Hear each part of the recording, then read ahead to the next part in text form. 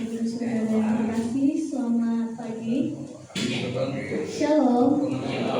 Salam kasih Kristus. Puji nama Tuhan, pada kesempatan pagi hari ini kita dapat bersama-sama berkumpul untuk memuji dan mengagungkan nama Tuhan.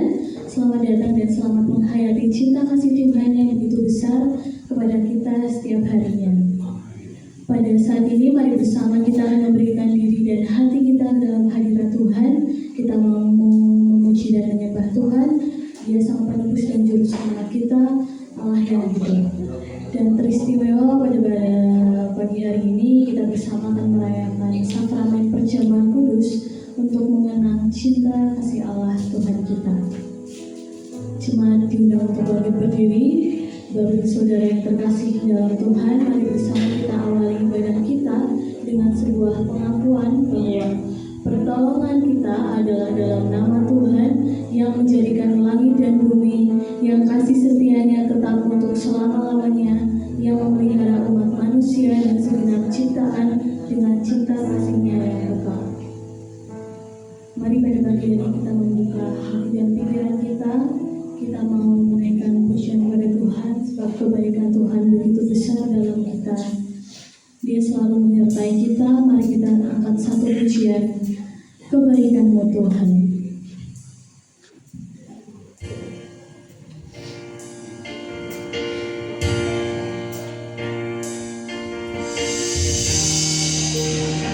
Mari kita pujian dengan sungguh-sungguh. Kita mensyukuri segala kebaikan Tuhan dalam hidup kita.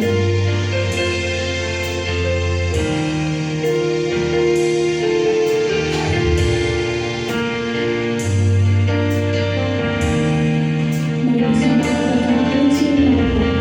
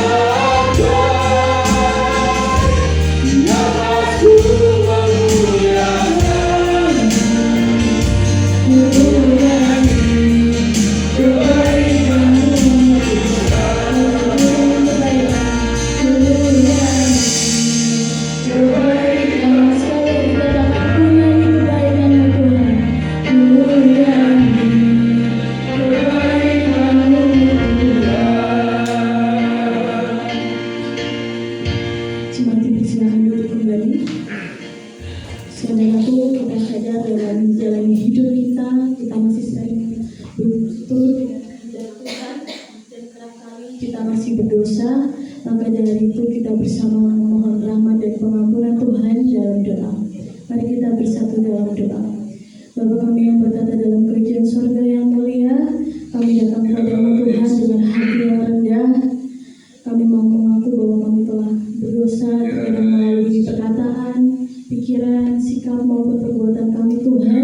Kiranya Tuhan mengampuni segala pelanggaran kami dan sucikanlah hati kami untuk terus memuji menyembah nama-Mu. Sucikanlah hati kami oleh darah Tuhan. Dan saat ini kami akan mengambil bagian dalam perjamuan kudus. Tolong kami memuji diri dengan jujur, meninggalkan dosa, mengampuni sesama, dan datang dengan hati yang bersih serta penerimaan kepada-Mu Tuhan. Biarlah melalui roti dan cawan ini kami semakin mengingat kasih dan pengorbanan Kristus bagi keselamatan kami. Tuhan kiranya juga memberkati rangkaian ibadah kami dari awal hingga akhirnya. Biarlah nama-Mu saja yang dimuliakan Tuhan. Terimalah kami oleh kasih karunia-Mu dan perbarilah hidup kami untuk semakin taat dan setia kepada kehendak-Mu Tuhan. Terima kasih Tuhan, kami naikkan doa di dalam kasih Tuhan. Hanya dalam nama Tuhan Yesus Kristus, Juru Selamat kami sudah berdoa. Haleluya. Amin. Jemaat yang terkasih, bagi setiap kita yang mengaku dosa dan menyesalinya di hadapan Tuhan, maka anugerah pengampunan dari Tuhan buat masing-masing kita, sebagaimana yang dinyatakan oleh Efesus 1 ayat 7, sebab di dalam Dia dan oleh darahnya kita beroleh penebusan, yaitu pengampunan dosa menurut kekayaan kasih karunia-Nya. Saya undang Bapak Ibu untuk berdiri kembali, karena Tuhan sudah mengampuni kita, maka sudah selayaknya kita mengampuni dan mengasihi sesama kita. Kita boleh berjabat tangan kepada kanan kiri kita dan katakan, Tuhan mengasihi Anda.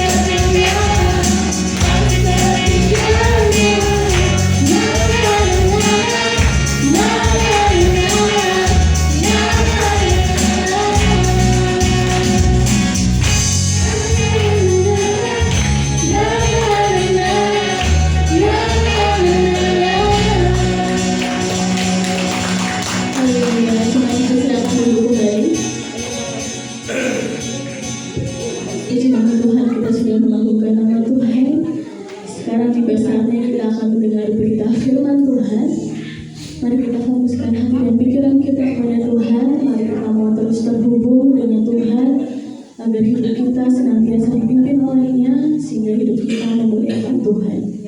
Mari kita angkat satu pujian untuk mendengarkan firman Tuhan. Ku terhubung denganmu.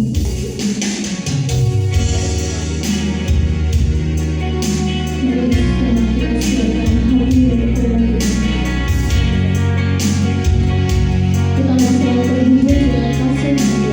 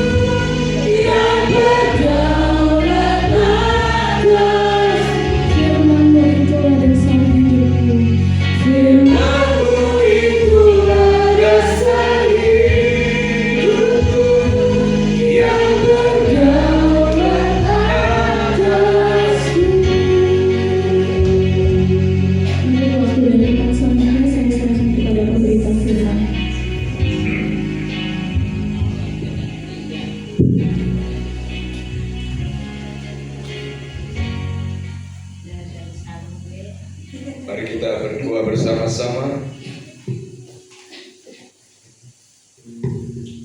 Segala puji, syukur, hormat, kemuliaan, kebesaran, keagungan hanya bagi nama-Mu Tuhan Yesus Kristus. Pada saat pagi hari ini kami sudah memuji Tuhan, kami sudah menyembah Tuhan, bahkan kami sudah mengagungkan nama Tuhan. Biarlah setiap puji-pujian, setiap penyembahan yang sudah kami nyanyikan, semuanya berkenan di hati dan semuanya menyukakan hati Tuhan. Memberkati anak-anak-Mu yang sudah menjadi worship leader, menjadi singer, pemain musik yang menghantar kami di dalam hadirat-Mu ya Tuhan. Berkatilah mereka. Sebentar kami akan duduk diam untuk mendengarkan kebenaran firman-Mu ya Tuhan. Kami mohon Engkau mengurapi kami, Engkau mengurapi hamba-Mu yang menyampaikan firman Tuhan. Engkau juga mengurapi jemaat-Mu yang mendengarkan firman Tuhan.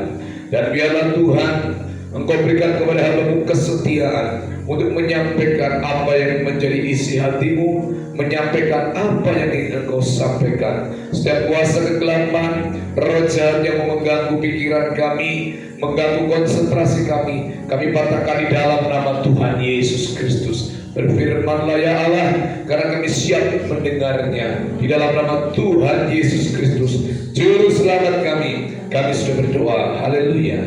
Amin. Selamat pagi Bapak Ibu yang dikasih Tuhan. Selamat pagi Bapak Ibu yang dikasih Tuhan.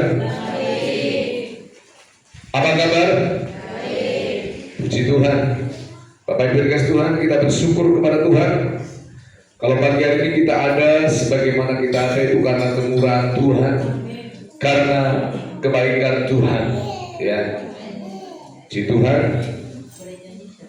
Kalau istri saya juga udah sehat. Ya, kemarin sudah sempat saya bawa Nirmala karena sebelah punya kumat kambuh lagi, tapi saya bilang pulang sembuh, nanti berobat jalan dengan Pak Agung sehingga sudah bisa bangun kembali. Jadi karena memang kami sering pergi, fisik lelah, pikiran capek, dan akhirnya asam lambungnya kumat. Tapi puji Tuhan, Tuhan menolong, menyertai pagi ini bisa ibadah bersama-sama ya. Bapak Ibu yang dikasihi oleh Tuhan, pagi hari ini kita akan belajar firman Tuhan bersama-sama. Kita akan membaca Alkitab kita, teks Alkitab kita di dalam Kejadian 16 ayat 1 sampai 16. Ya, cukup panjang, nanti kita baca berganti-ganti. Bapak Ibu, kita membaca ayat ini secara berganti-gantian di dalam teks Kejadian 16 ayat 1 sampai 16. Saya ganjil Bapak Ibu ayat yang genap dan nanti di akhir ayat bersama-sama. Next. Adapun jangan terlalu cepat. Adapun Sarah, istri Abraham itu tidak beranak. Ia mempunyai seorang hamba perempuan, orang Mesir, Hagar namanya.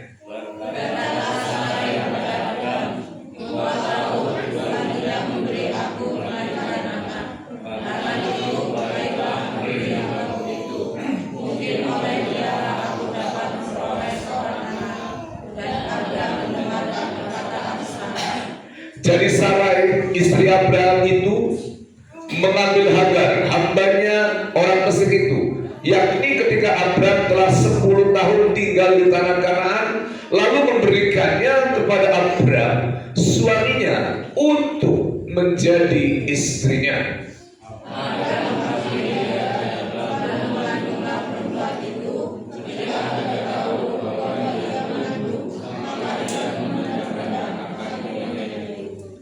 Lalu berkatalah Sarai kepada Abraham, penghinaan yang kuderita ini adalah tanggung jawabmu.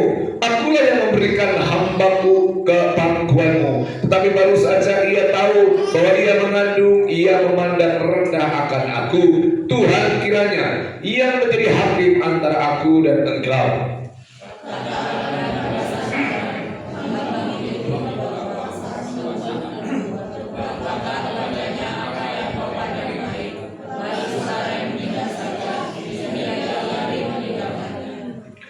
Lalu malaikat Tuhan menjumpainya dekat suatu mata air di padang gurun, yakni dekat mata air di jalan Gesyur.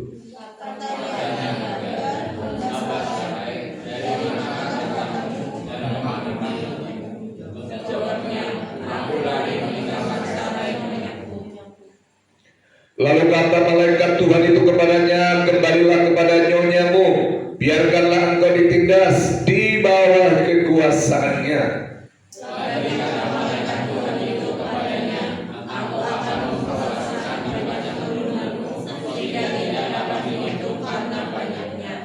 Selanjutnya kata malaikat Tuhan itu kepadanya, engkau mengandung dan akan melahirkan seorang anak laki-laki dan akan menamainya Ismail, sebab Tuhan telah mendengar tentang penindasan atasmu itu.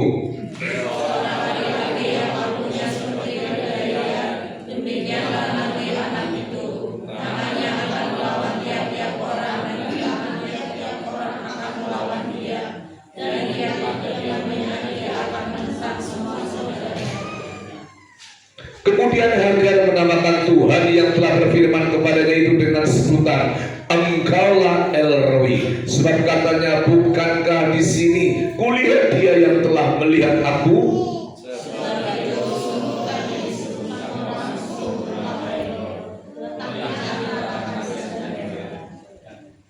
Lalu Hagar melahirkan seorang anak laki-laki bagi Abram, dan Abram menamakan anak yang dilahirkan Hagar itu Ismail. Bersama-sama, Abraham berumur, Hagar melahirkan Ismail baginya. Amin. Berbahagialah setiap kita yang membaca firman Tuhan, merenungkan firman Tuhan, dan melakukan firman Tuhan dalam kehidupan kita setiap hari. Bapak Ibu yang dikasihi oleh Tuhan, ketika seorang tua akan mempunyai anak, dia akan memikirkan memberi nama anak itu sebaik mungkin. Betul Bapak Ibu? Kita hampir semuanya orang tua dan pernah mau punya anak. Memikirkan enggak nama apa yang akan diberikan kepada anak kita? Berpikir enggak kalau sudah lagi mau punya anak? Berpikir, kasih nama yang terbaik pasti. Kasih nama yang punya makna yang baik mungkin. Nah, ketika saya pertama mau punya anak, saya bergumul, ini mau dikasih nama sudah banyak. Kalau perempuan namanya ini, kalau laki-laki namanya ini, dan ternyata laki-laki maka saya beri nama Megas Theophilus Arke. Megas artinya besar, kuat, perkasa. Theophilus artinya mengasihi Tuhan, Theo dan Philos Arke artinya Yohanes pasal 1 ayat 1, Arke Hologos ton proston theon. Arke artinya anak pertama, mengandung makna anak pertama yang besar, yang kuat, dan takut akan Tuhan serta mengasihi Tuhan. Nah, semua orang seperti itu. Nah, Bapak Ibu yang dikasih oleh Tuhan, jadi nama itu mengandung sebuah arti. Bapak Ibu pasti punya anak, kasih nama ada artinya semuanya, betul enggak? Iya, ada namanya semuanya. Mungkin ada namanya, kalau orang Jawa dulu pakai nama hari atau wetonnya betul kan? Misalnya maaf, Marsono gitu kan. Nah, itu apa maksudnya? Apa Pak? Ya mungkin dari harinya. Iya. Semua gitu kan. Dan bisa ditebak. Sapon, berarti Selasa Pon. Nah, gitu. Mungkin seperti itu. Itu tergantung orang tuanya. Nah, kepada Tuhan, bacaan kita pagi hari ini mengingatkan kepada kita bahwa sebuah nama adalah nama yang diberikan kepada anak adalah sebuah harapan pastinya Walaupun harapannya kadang-kadang tidak sesuai dengan kenyataan, tapi nama yang diberikan pasti ada harapan. Anak ini akan begini, anak itu akan begitu. Nah, Bapak Ibu yang kasih Tuhan, kita lihat menariknya, kita lihat dalam Alkitab, orang pertama kali yang dicatat oleh Alkitab yang memberikan nama dan memberikan sebutan kepada Tuhan adalah seorang perempuan yang bernama Hagar tadi. Alkitab orang pertama dalam Alkitab yang memberi sebutan kepada Tuhan, memberikan nama kepada Tuhan, bukan Abraham, bukan Musa, bukan yang lain, tapi ternyata Hagar. Kita melihat Jadi menarik, Alkitab yang orang yang pertama ya dicatat memberikan sebutan kepada Tuhan adalah seorang perempuan yang bernama Hagar. Bukan Abraham, bukan Ishak, bukan Yakub, melainkan Hagar. Hagar menamakan Tuhan yang telah berfirman kepadanya itu dengan sebutan Engkaulah El Roi. Engkaulah El Roi, saudara. Sebab katanya, bukankah di sini kulihat Dia yang melihat aku. Tema firman Tuhan pada pagi hari ini adalah Allah yang melihat aku. Amin. Allah yang melihat aku. El Roi, Tuhan sang pencipta alam. Allah yang melihat diriku. Allah yang melihat aku. Saudara, percayalah, Allah melihat kita. Allah mencermati kita. Allah memperhatikan kita. Ia memberi sebutan kepada Tuhan Yahweh itu dengan sebutan El Roi, yang berarti Allah yang melihat aku.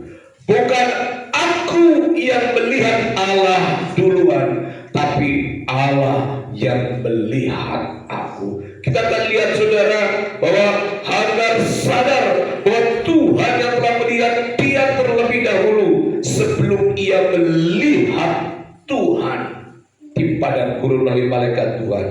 Saudara mungkin berpikir bahwa Hagar adalah orang yang baik, orang yang begitu dikasihi Tuhan, orang yang punya moral yang baik, mungkin orang yang sempurna sehingga Tuhan berkenan melihatnya. Oh, nanti dulu, dia juga bukan orang sempurna, dia juga bukan orang yang baik, tapi Tuhan berkenan untuk apa? Melihat dia dengan cermat, dengan seksama. Saudara, Bapak Ibu yang dikasihi oleh Tuhan, kita melihat, kalau kita pikir bahwa Hagar itu orang yang baik, orang yang sempurna, orang yang moralitasnya bagus, nanti dulu kita akan melihat perjalanan hidup daripada seorang perempuan bernama Hagar secara sederhana. Pertama, Hagar adalah seorang budak dari Mesir. Hagar adalah seorang budak dari Mesir. Kalau di saudara sepupu kita bukan Hagar, tapi Siti Hajar. Kalau di saudara sepupu kita bukan Sarai, tapi Siti Sarah.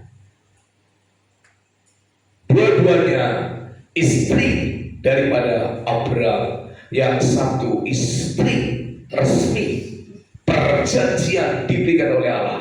Satu istri dari seorang budak, yaitu budak dari Mesir, yang ditawarkan oleh Sarai karena lama tidak punya anak. Tapi Bapak Ibu yang dikasihi Tuhan, kalau tema firman Tuhan minggu kemarin juga masih dekat-dekat bacanya, bagaimana menantikan janji Tuhan itu perlu apa? Kisahnya Abraham juga, tapi kita melihat Sarai yang menertawakan janji Tuhan. Sekarang kita melihat Hagar, di mana dia melihat Tuhan. Satu, menertawakan janji Tuhan walaupun yang tergenapi. Satu yang bernama Hagar, dia melihat Tuhan. Hagar adalah seorang budak dari Mesir. Budak adalah seorang yang dipaksa menjalani kehidupan yang tidak diinginkan. Jelas. Ingat, seorang budak adalah seorang yang menjalankan tugas yang tidak diinginkan oleh hatinya, tugas daripada Tuhannya itu sendiri. Saudara, kita melihat Hagar, yang kita melihat Hagar menjalankan tugas yang berat, tugas yang tidak diinginkan, karena waktu itu Sarah belum mempunyai keturunan, belum punya anak, ya, pada janji Tuhan begitu jelas. Maka Hagar karena dia seorang budak diserahkan oleh istrinya sendiri, yaitu Sarah, kepada suaminya. Dan suaminya juga mau aja gitu loh, ditawarin gitu kan, bukannya nolak gitu, jangan percaya saya sama jadi Tuhan. Tapi Abraham juga ditawarin budaknya sama Sarah, mau saja. Ya, kalau saudara jadi Abraham mau nggak ditawarin budak? Nggak mau, puji Tuhan udah tua Pak. kalau kan seandainya ya, cuma seandainya. Kalau sungguhnya kita nggak ngerti, bukan saudara. Itu kan seandainya ya. Dan Abraham juga cuma ada kayak, aduh ya boleh lah, ya boleh lah, bagaimana? Jadi Hagar ada seorang budak dari Mesir, ya. Dia budak yang diserahkan oleh tuannya kepada suaminya, ke majikannya. Untuk apa? Untuk menggenapi janji Tuhan. Ya memang punya anak, tapi bukan anak perjanjian dan menjadi masalah seumur hidup. Nah, Bapak Ibu yang dikasihi oleh Tuhan, kita lihat saudara, kalau kita berpikir demikian, kita mungkin menjadi masuk dalam alam pikirannya. Kita melihat perjalanan hidup daripada Hagar ini, ya dia mempunyai seorang dikatakan anak, ya nanti lahirlah Ismail. Hagar kita melihat seorang budak dan akhirnya dia mengandung, melahirkan anak, seorang anak laki-laki bernama Ismail. Sarah waktu itu yang menyuruhnya untuk apa?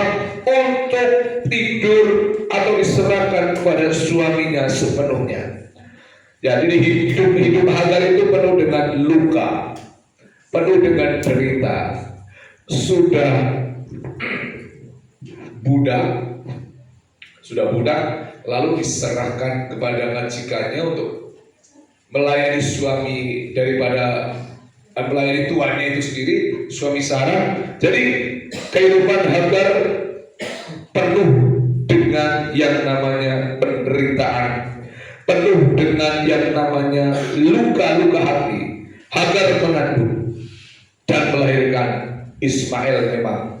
Jadi singkat cerita, karena budak, mau tidak mau apa kata tuannya dia harus ikuti, saudara. Jadi begitu Sarah bilang, kamu ya ayo layani suami saya, yang namanya budak mau. Dan akhirnya mengandung saudara, dan lahirkan Ismail. Saudara, ketika itu Sarah mulai melihat Hagar mengandung dan mulai si Hagar ini kemelintang. Wah, ini saya mengandung, saya punya anak. Akhirnya karena Sarah mulai merasa, aduh saya ini calon pewaris, saya calon anak ini pewaris daripada Abraham, mulai kemelintang bahasanya, mulai sombong, dan itu sangat menyebalkan Sarah, dan Sarah mulai menindas Hagar, ditindas, ya, dan akhirnya penindasan itu membuat dia tidak kuat, ya, akhirnya dia lari dan pergi. Jadi sementara Abraham melihat si Hagar ditindas oleh Sarah istrinya itu, Abraham pura-pura gak ngerti, Abraham pura-pura gak ngerti, dibiarkan saja. Jadi kita melihat Hagar begitu terluka, Sarah sebagai tuannya menghajar dan menindas dengan luar biasa ketika Hagar sedang mengandung. Lalu dia melarikan diri karena tidak kuat dengan tindasan di rumah, ya, atau di rumah Abraham itu. Dia pergi ke padang gurun. Lalu Hagar merasa hidupnya tidak ada artinya. Ia seorang budak, lalu dipakai oleh tuannya, ditindas, dan dia harus melarikan diri ke padang gurun. Justru di padang gurun itulah Tuhan menampakkan diri kepadanya dan berjanji kepada Hagar, ya, bahwa nanti anak yang akan kamu lahirkan, ya, akan diberkati Tuhan juga dan akan diberi nama Ismail. Nah, saudara, kita melihat, jadi Hagar ini bukan perempuan yang istimewa sebenarnya dalam kisah ini. Kita lihat. Bahkan saya lihat jarang sekali ada orang Kristen pakai nama Hagar. Ada nggak orang Kristen pakai nama Hagar? Gak ada kan? Ada orang Kristen namanya Ismail? Gak ada kan? Ya karena nama itu kayaknya nama yang tidak. Ini anak juga anak dari hasil begitu. Jarang. Orang Kristen yang nanti kalau saya punya anak kasih namanya Hagar. Nanti kalau saya punya anak tak kasih nama Ismail. Tidak. Ya, jarang orang Kristen pakai nama Ismail. Padahal arti nama Ismail adalah Tuhan mendengar. Ismail artinya Tuhan mendengar. Mendengar apa? Mendengar cerita, keluh kesah, penderitaan yang dialami oleh Hagar. Saudara, atas pengalaman itulah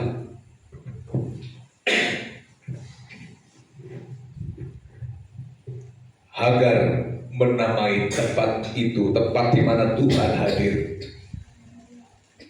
El Roi. Allah melihat aku.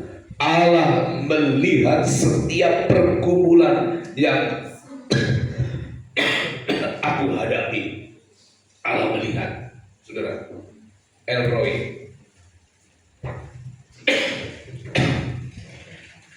Hagar menyadari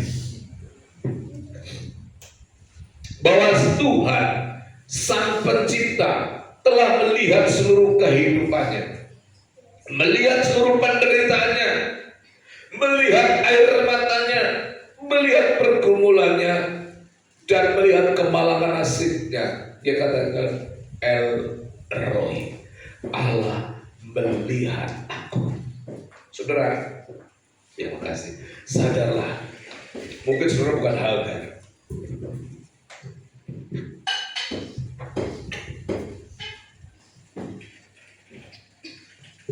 Ya maaf, saudara, mungkin saudara nggak seperti Hagar, tapi Allah melihat kemalanganmu, Allah melihat penderitaanmu, Allah melihat setiap pergumulanmu dengan cermat, dengan teliti. Saudara, Allah melihat dengan jelas, Allah melihat dengan cermat apa yang dialami Hagar. Tuhan mengetahui penderitaan dan kesulitannya. Namun saudara perhatikan, Tuhan melihat Hagar bukan untuk menghakimi. Sudah cukup penghakiman dari manusia. Allah melihat dengan cermat Hagar bukan untuk menghukum. Sudah terlalu banyak orang yang menghukum. Hagar terlalu banyak dikatakan orang. Hagar terlalu banyak dihukum orang. Maka di sini perhatikan, Allah melihatku, tapi Allah bukan untuk melihat mencermatnya, bukan untuk menghukum aku, bukan untuk menyalahkan aku, bukan untuk menghukum aku. Perhatikan, Allah melihat beda dengan melihatnya manusia. Cara pandang Allah, cara Allah melihat bukan untuk menghakimi, bukan untuk menyalahkan, tapi cara Allah melihat dengan detail, dengan cermat adalah untuk memberikan sebuah pertolongan dan kasih karunia-Nya. Amin. Beda sekali.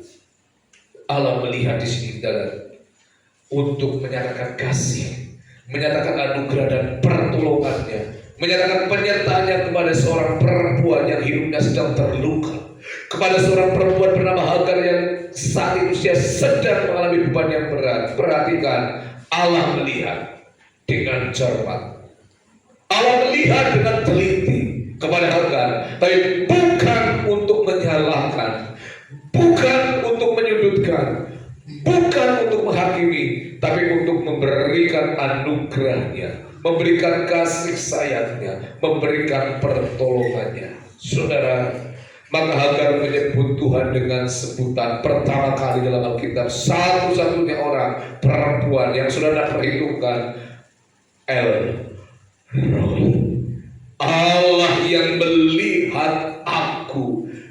Bukan manusia, justru manusia mengusir aku. Allah yang melihat pergumulanku, Allah yang melihat penderitaanku, bukan manusia, bukan saudara, bukan tuannya, bukan majikannya. Justru ketika aku di padang gurun, aku diusir, mengalami beban yang begitu berat, mengalami masalah begitu banyak, Allah datang melihat aku dengan jelas, dengan jernih, dengan teliti, untuk menyatakan kasih setianya, untuk menyatakan kebaikannya. Saudara, inilah hakikat kekristenan. Saudara, bukan kita yang berjuang supaya kita layak di hadapan Allah, tapi Allah yang berjuang di atas kayu salib melayakkan hidup kita. Inilah hakikat kekristenan. Bukan kita yang mengumpulkan prestasi pelayanan kita, bukan kita yang mengumpulkan harta atau perbuatan baik supaya akhirnya aku diterima olehnya, tetapi kekristenan berbicara bagaimana Allah yang terlebih dahulu melihat kita, dan bukannya melihat, tetapi Dia turun ke dalam dunia untuk menyelamatkan kita dan membersamai kita. Amin. Itu perlu kita ingatkan. Maka saudara, El Roi itu menjadi nyata, bukan hanya di dalam perjanjian lama disebut oleh Hagar, tapi El Roi menjadi nyata di dalam perjanjian baru, yaitu di dalam Kristus Yesus. Allah tidak hanya melihat dari surga, Ia datang ke dalam dunia.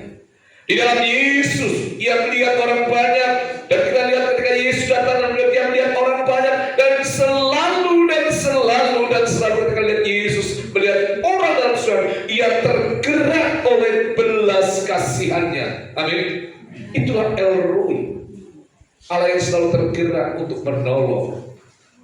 Manusia mungkin ketika melihat kita, dia tak tergerak menolong kita, justru malah menyalahkan kita, menghakimi kita, menyudutkan kita, menyalahkan kita. Tapi El Roi yang disembah oleh Hagar datang untuk menolong.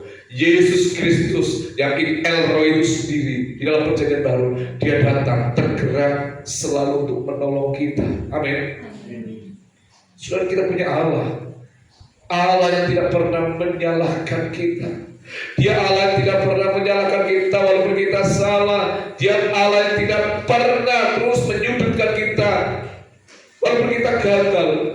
Tapi Allah selalu datang merengkuh, membersamai dengan kasih-Nya. Saudara,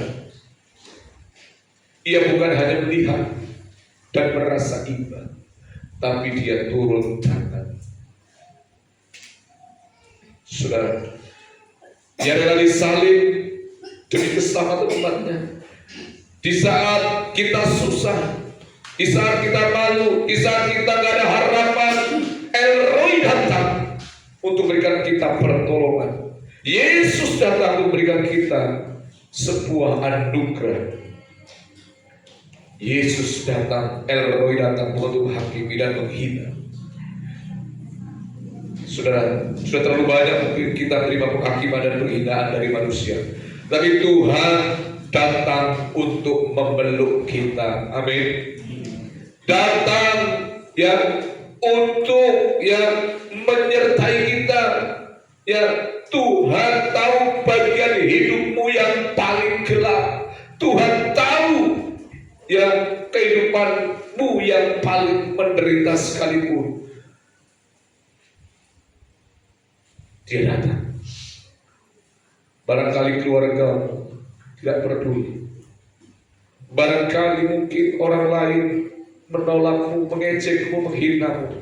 Tapi Tuhan memutuskan untuk memandang engkau, melihat engkau dengan cermat, untuk memeluk, datang dan memberikan kasih dan setianya. Amin.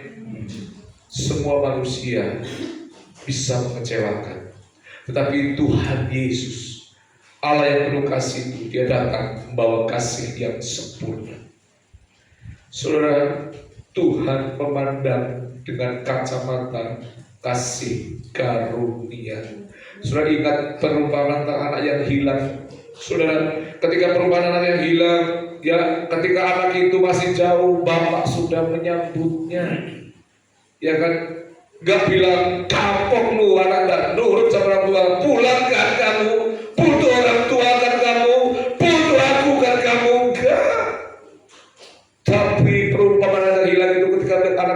berjalan compang-camping. Bapa begitu melihat dia datang berlari, dia memeluk dan memberikan anugerahnya. Amin. Dia Bapa yang baik. Mata Tuhan bukan mata yang penuh kemarahan, tapi mata penuh kasih. Hati Tuhan bukan hati yang penuh kemarahan, tapi hati yang penuh cinta. Hati yang penuh dengan kebaikan. Itulah El Roi. Saudara, mata Tuhan melihat dengan cinta dan kasih, dengan penuh anugerah. Alkitab mencatat dengan jelas bahwa ketika Yesus lihat orang yang menderita, hatinya selalu tergerak oleh belas kasihan. Mungkin hidupmu penuh dengan penderitaan dan jatuh. Ingat, ada Yesus, ada Tuhan, ada El Roi yang tidak akan menghakimi. Sebobrok apapun, sesulit apapun, segelap apapun, Tuhan terima kita apa adanya. Saudara, ingatlah, ada El Roi yang penuh anugerah, ada El Roi yang penuh kasih karunia. Dengarlah, dia salah satu nama sebutan Allah dalam perjanjian lama adalah El Roi. Memang ada banyak, ada El Shaddai, tapi mungkin sudah jarang menemukan nama El Roi, Allah yang melihat diri. Allah yang melihat aku bukan untuk menghakimi, untuk menghukum, untuk mempermalukan, tapi untuk memberikan anugerah. Dia datang untuk menyatakan kasih dan karunia. Lihat, rambut kepalamu pun terhitung oleh Tuhan. Amin. Kalau kita bisa hitung rambut, rambut kita bisa hitung? Bisa, kalau yang jatuh mungkin bisa 2 gitu. Tapi seluruhnya tidak bisa kita hitung. Tuhan melihat. Burung-burung di udara dipelihara oleh Tuhan. Ada pemeliharaan Tuhan yang sempurna. Dia tidak hanya melihat dari jauh, tapi dia datang mendekat kepada kita, merangkul kita dan memberikan kasih karunia-Nya. Ada kekuatan, ada penghiburan, ya. Ada Allah Roh Kudus dari pribadi Allah seperti itu, yang Dia selalu memberikan kita kekuatan dan penghiburan. Kita sering lelah. Karena apa? Karena manusia melihat kita dari apa yang kita miliki. Ingat, kita sering capek dan lelah karena kita melihat manusia itu melihat kita karena apa yang kita miliki. Kalau kita nggak punya apa-apa, kita nggak dilihat orang, betul? Tapi Tuhan melihat kita. Kalau kita bukan orang kaya, tidak punya mobil, tidak punya kendaraan, tidak punya rumah mewah, sering kita nggak dilihat, nggak dihargai. Tapi Tuhan sama sekali tidak melihat itu.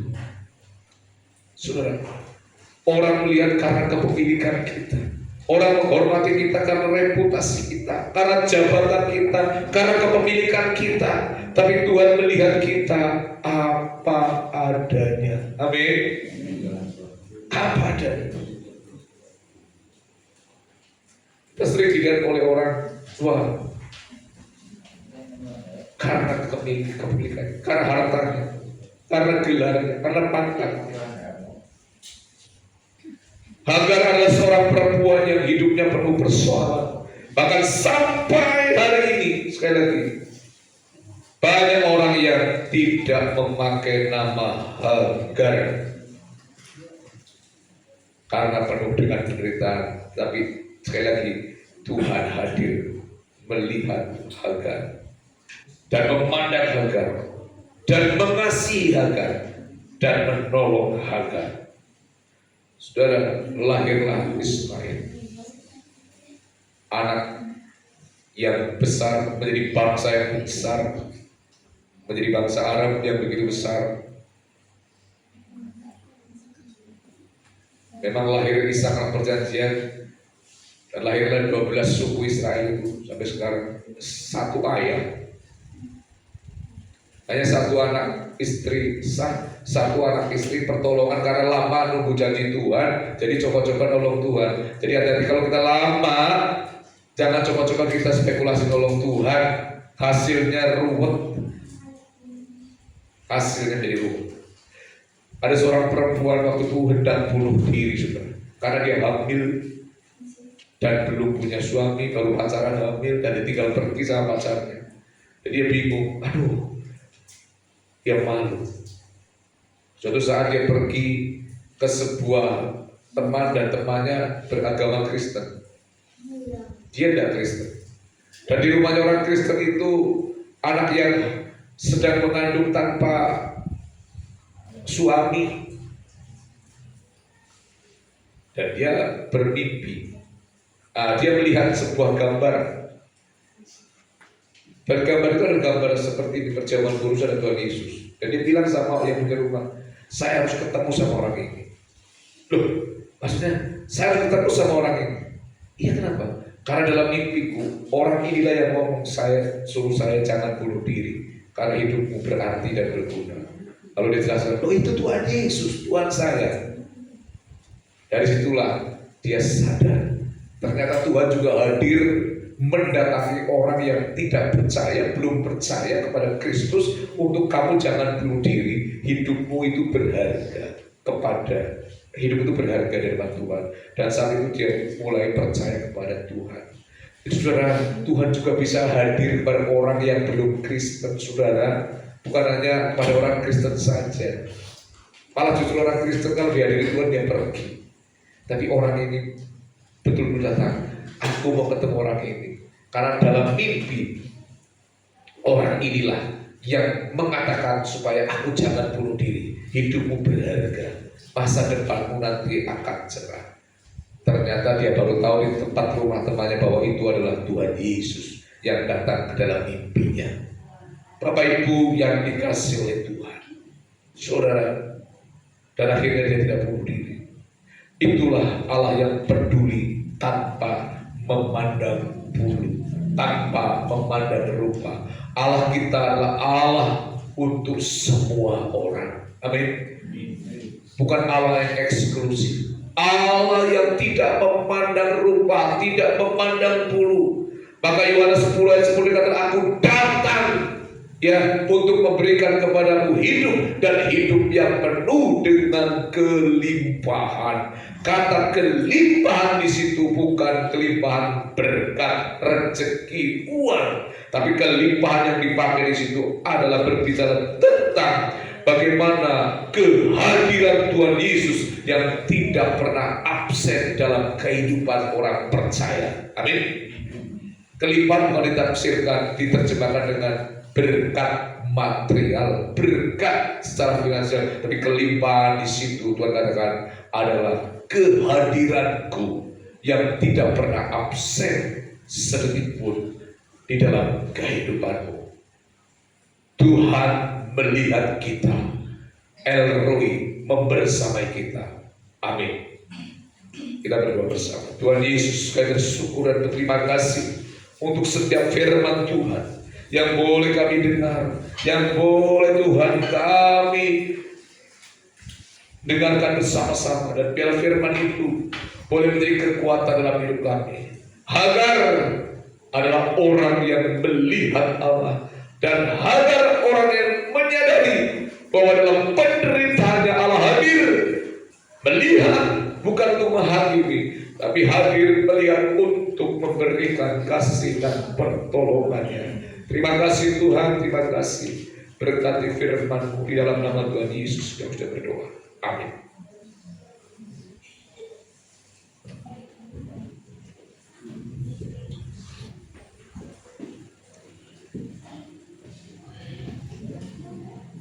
Jemaat yang terkasih, mari bersama kita mengutarakan pengakuan iman percaya kita seperti pengakuan iman rasuli. Demikian jemaat diundang untuk bangkit berdiri.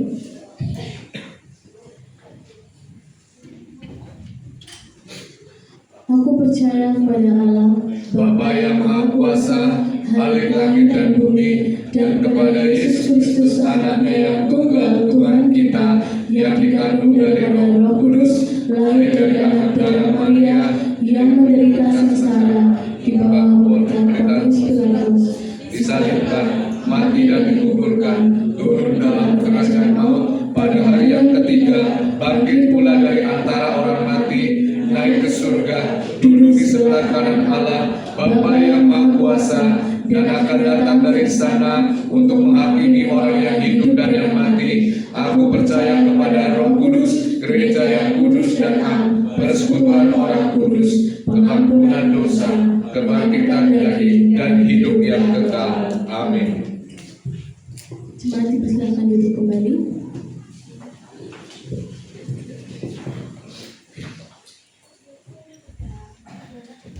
Bapak Ibu yang dikasihi oleh Tuhan, saat ini kita akan masuk di dalam perjamuan kudus. Mari para pelayan Tuhan maju ke depan.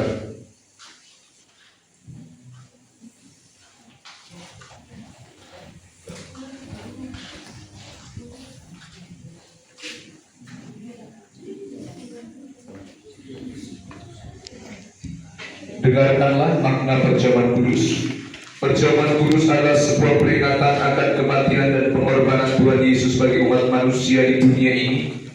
Roti dan anggur merupakan tanda dan materai dari tubuh dan darah Kristus yang telah dikorbankan bagi pelayanan umat manusia. Setiap kita yang telah dibaptis dan mengaku percaya kepada Tuhan Yesus Kristus, kita diundang untuk mengambil bagian dalam perjamuan kudus.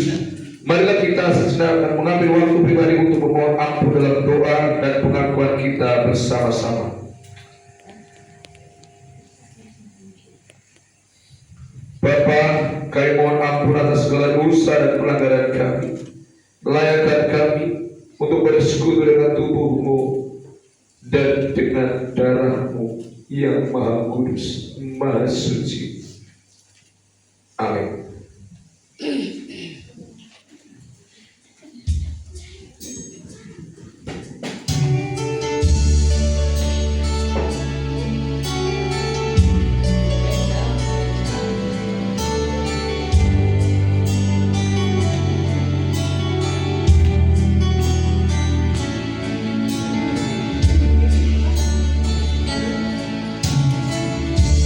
Benar bagiku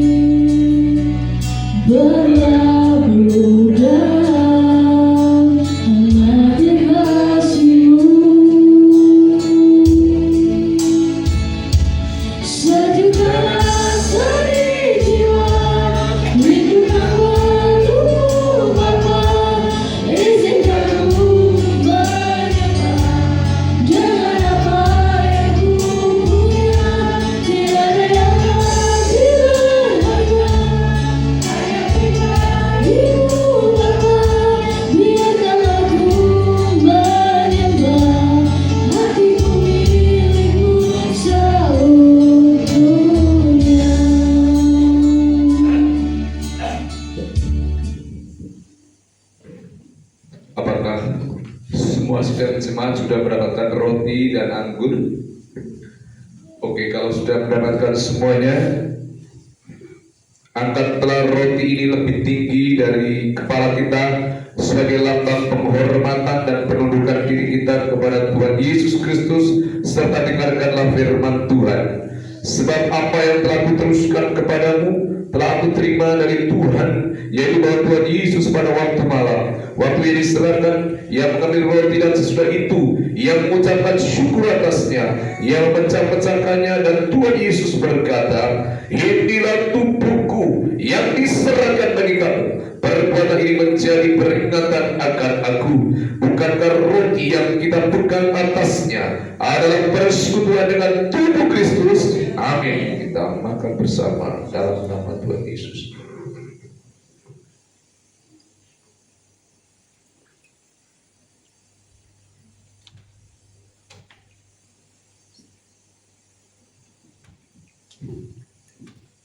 Angkatlah cawan ini lebih tinggi dari kepala kita sebagai lambang penghormatan dan penundukan diri kita kepada Tuhan Yesus Kristus, serta dengarkanlah firman Tuhan.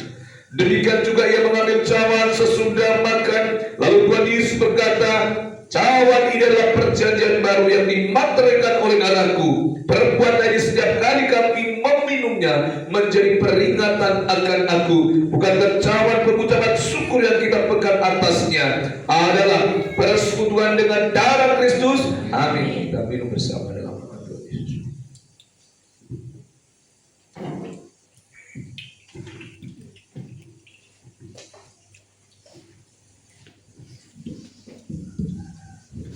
Mari kita akan menyanyikan doksologi puji halik semesta.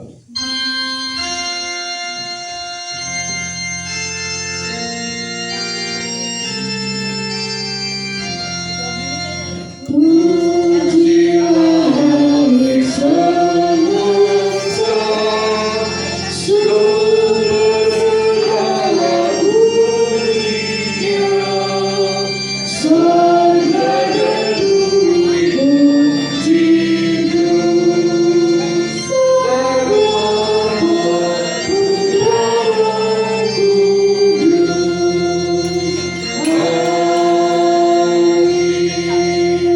Kudus. Terima kasih Tuhan Yesus, kami sudah bersekutu dengan tubuh-Mu dan darah-Mu, dan kami sudah memperingati pagi hari pengorbanan-Mu di atas kayu salib. 2026 tahun yang lalu Engkau sudah berkorban bagi umat manusia. Terima kasih untuk tubuh-Mu, terima kasih untuk darah-Mu. Melalui tubuh-Mu dan darah-Mu, melalui pengorbanan-Mu Tuhan atas kayu salib, hidupku tertebus, hidup kami diampuni, dan sudah ada embrio hidup kekal dalam hidup kami. Kapanpun kami meninggal, kapanpun kami mati, kapanpun kami dipanggil Tuhan, kami ada bersama dengan Bapa di surga selama-lamanya. Di dalam nama Tuhan Yesus, kami bersyukur untuk perjamuan kudus pada pagi hari ini. Haleluya. Amin. Kini tibalah saatnya bagi kita untuk mengucapkan syukur kita kepada Tuhan dengan mengaturkan persembahan, dan dalam mengaturkan persembahan kita, marilah kita menghayati nasihat di dalam Lukas 6 ayat 38. Demikian, "Berilah dan kamu akan diberi suatu takaran yang baik, yang dipadatkan, yang digoncang, dan yang tumpah keluar akan dicurahkan kembali ke dalam ribaanmu, sebab ukuran yang kamu pakai untuk mengukur akan diukurkan kepadamu." Mari kita mempersembahkan persembahan syukur kita sambil menyanyikan pujian persembahan hati.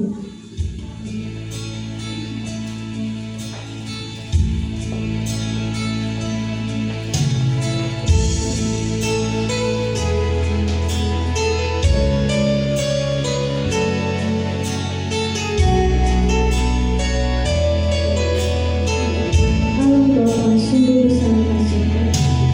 Allah Bapa sungguh besar kasih-Mu.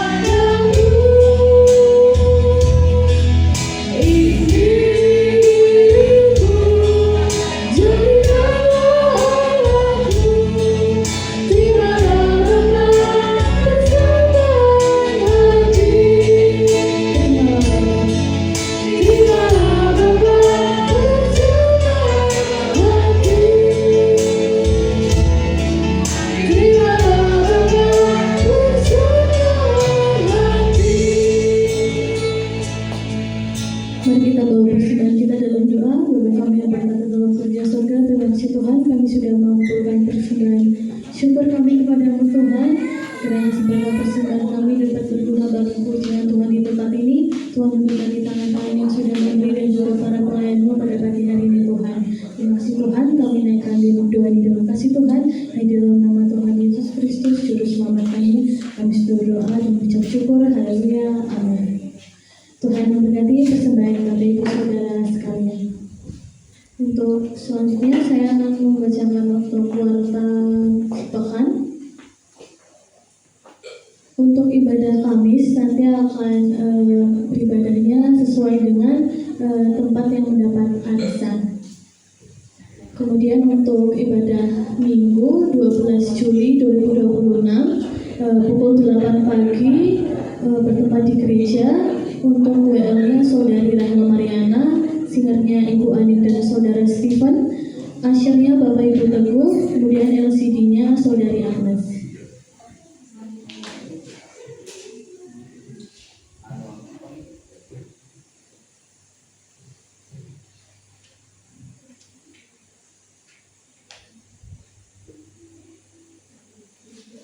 Next, kemudian untuk jemaat yang berulang tahun di bulan Juli untuk bisa maju ke depan untuk didoakan.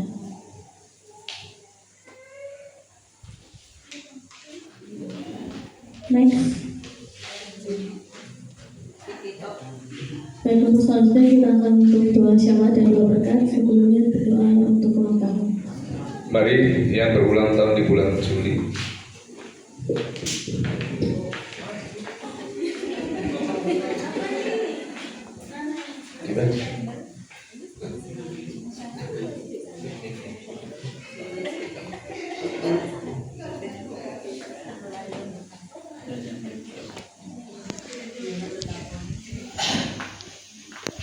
Mari kita berdoa untuk yang berulang tahun. Bapa di dalam kerajaan surga, pada saat pagi hari ini kami datang kepada Tuhan Yesus. Kami berdoa untuk anak-anak-Mu yang berulang tahun pada saat pagi hari ini. Kami serahkan Ibu Gembala yang berulang tahun di bulan ini. Kami serahkan Ibu Yani, kami serahkan Eva, kami serahkan juga Witri yang berulang tahun di bulan Juli ini Tuhan. Terima kasih untuk pemeliharaan-Mu sepanjang 1 tahun.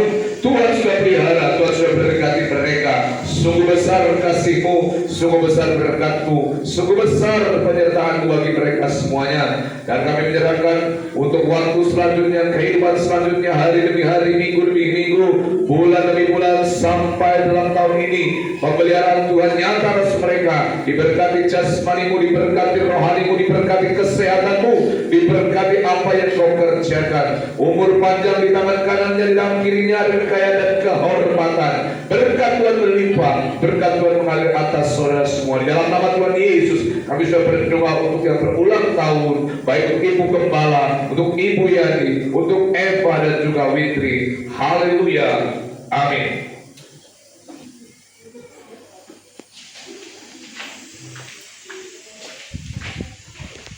Mari kita akan masuk di dalam doa syafaat dan sekaligus doa berkat. Bapa kami yang berada di dalam kerajaan surga, pada saat pagi hari ini Tuhan, kami akan berdoa dan bersyafaat di ujung ibadah ini. Doa kami, syafaat kami, Tuhan, kami berdoa untuk pemerintahan dari pusat hingga daerah, agar Tuhan memberkati pemerintahan kami, sehingga Tuhan berikan kepada mereka hikmat, Tuhan berikan kepada mereka kemampuan, agar mereka senantiasa menjadi pemimpin yang memajukan negeri ini dan memajukan setiap daerah, setiap wilayah yang ada, terkhusus Tuhan wilayah-wilayah dan daerah-daerah yang tertinggal. Engkau Tuhan, Engkau memajukan mereka ya Tuhan melalui para pemimpin-pemimpin kami, sehingga pemimpin-pemimpin kami mereka bisa jeli, bisa mampu memimpin dengan arif dan bijaksana. Kami doakan juga Tuhan untuk pergumulan-pergumulan yang sedang dialami Tuhan oleh jemaat-Mu Tuhan. Kiranya Tuhan memberikan pencerahan, memberikan pertolongan, sehingga pergumulan-pergumulan dialami oleh jemaat-Mu agar semuanya bisa teratasi. Ada mujizat, ada berkat, ada pertolongan yang menolong mereka semuanya Tuhan. Dan biarlah Tuhan Yesus mereka terus-menerus ditumpukan imannya dan diisi dengan nilai-nilai firman firman Tuhan yang diajarkan oleh Tuhan Yesus. Kami berdoa Tuhan bagi usaha dagang, pekerjaan, jemaat Tuhan di tempat ini, apapun profesi mereka Tuhan berkati. Tuhan cukupkan mereka semuanya, Tuhan sehatkan mereka semuanya Tuhan, agar mereka Tuhan setiap harinya diberkati Tuhan, dilimpahi oleh Tuhan dengan berkat-berkat yang dari Tuhan. Kami juga berdoa untuk pemulihan Bapak Huta Galung, supaya kedua kakinya cepat pulih, cepat sempurna dan bisa berjalan kembali seperti sedia kala. Demikian juga kami berdoa untuk Bapak Marsono, untuk pergelangan tangannya. Kami doakan supaya cepat pulih dan cepat kembali sehat, yang retak tersambung kembali oleh karena pertolongan Tuhan. Dan juga kami serahkan sakit gulanya supaya sembuh, supaya normal, dan Tuhan beri kekuatan untuk Pak Marsono, baik juga Pak Huta Galung, khususnya iman mereka, rohani mereka, untuk tetap setia kepada Tuhan. Kami berdoa untuk Bapak Kapolsek Kutasari yang berjaga melalui para anggota-anggotanya setiap minggu di tempat ini. Tuhan kiranya berkati mereka dengan kesehatan, dengan kekuatan yang dari Tuhan. Diberkati setiap tugas-tugas mereka dimanapun mereka berada dan apapun yang mereka kerjakan. Para polisi dari Polsek Kutasari semuanya diberkati Tuhan.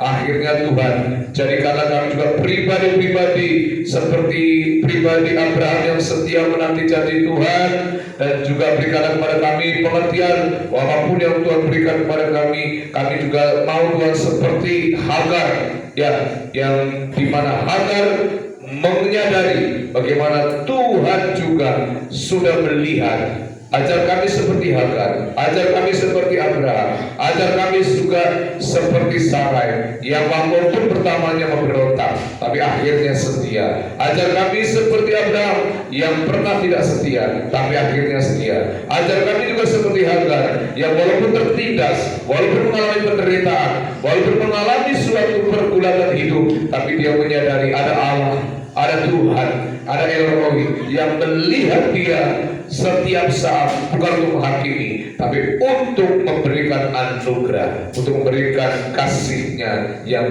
luar biasa. Inilah doa kami yang kurang sempurna, yang akan kami sempurnakan dengan doa yang diajarkan oleh Tuhan Yesus, dengan doa Bapa kami. Bapa kami yang di surga, dikuduskanlah nama-Mu, datanglah kerajaan-Mu, jadilah kehendak-Mu di bumi seperti di surga. Berikanlah kami pada hari ini makanan kami yang secukupnya, dan ampunilah kami akan kesalahan kami, seperti kami juga mengampuni orang yang bersalah kepada kami. Dan janganlah membawa kami ke dalam pencobaan, tapi lepaskanlah kami daripada yang jahat, karena Engkau yang mempunyai kerajaan dan kuasa dan kemuliaan sampai selama-lamanya. Amin. Cuma Tuhan diundang bangkit berdiri semua, dan kita akan pulang dan menerima berkat Tuhan. Jemaat yang dikasihi Tuhan, angkatlah kedua tanganmu dan arahkanlah hatimu kepada Tuhan.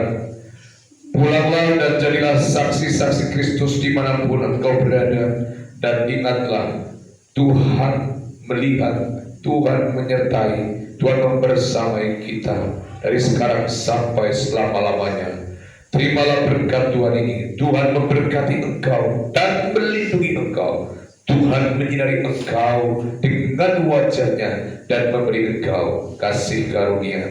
Tuhan menghadapkan wajah-Nya kepadamu dan memberi engkau damai sejahtera dari sekarang sampai selama-lamanya. Di dalam nama Bapa, Putra, dan Roh Kudus. Amin.